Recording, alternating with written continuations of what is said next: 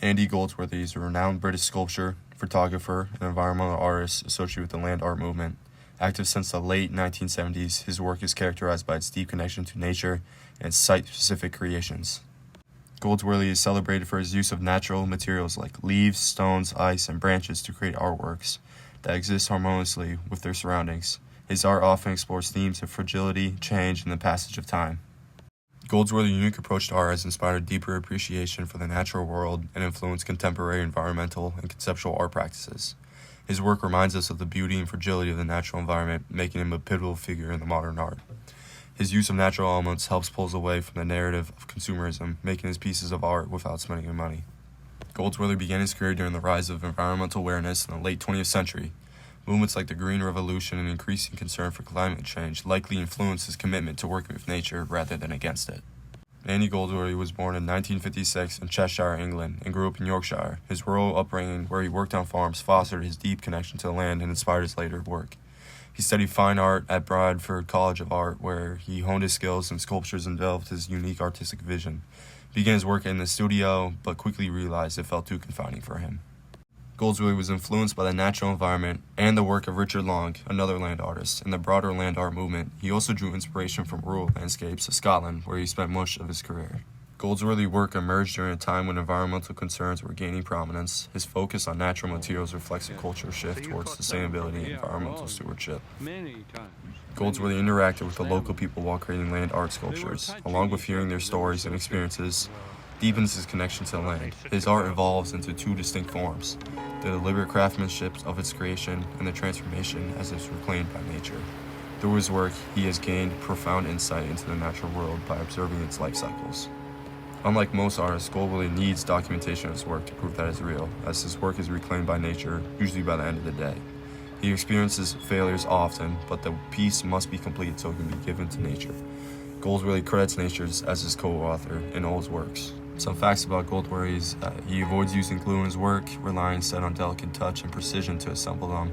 He works without gloves, as the materials tend to stick to them. Some of his pieces, such as the spiral jetty and double negative, take decades to decay.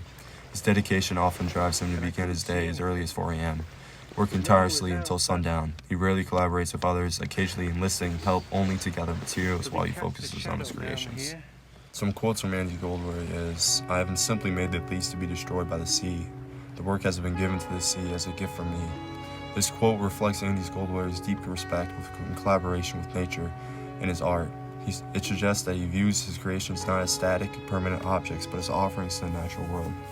Rather than resisting the forces of nature, he embraces their transformative power, seeing the inevitable decay or charge of his work as part of its life cycle.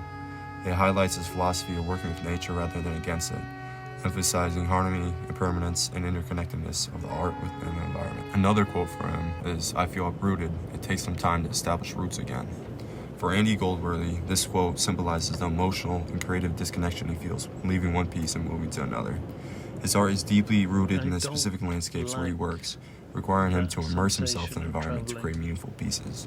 Traveling by plane disrupts this connection, making him feel uprooted. Some of Goldsworthy's key works are Rowan Leaves and Holes, made in 1987, a circle of red rowan leaves around a hole. This piece highlights Goldsworthy's focus on temporal beauty. The bright leaves contrast with their natural surroundings, and the work emphasizes the passage of time. It reflects Goldsworthy's philosophy of impermanence and his respect for the nature's cycles of life and decay. His next work of art is Icicle Star, made in 1987, a delicate star-shaped sculpture made entirely of icicles, carefully melted together.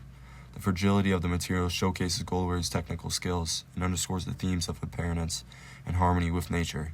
His sculpture is soon to blow away after he's done documenting it. The work reflects his fascination with natural materials and their fleeting existence. Goldsworthy employs elements like shapes, colors, and texture, combined with principles like balance and rhythm. His works are site-specific, using materials directly sourced from the environment where they're created. His art emphasizes the interconnectedness of humanity and nature, often echoing his belief in respecting and preserving the environment. Goldsworthy's impact and legacy today. Goldsworthy has inspired contemporary artists in environmental and conceptual art, encouraging them to use natural materials and create site-specific works. During his time, his work was widely acclaimed for its innovation and poetic sensitivity to nature. It resonated with audiences during the rise of environmentalism.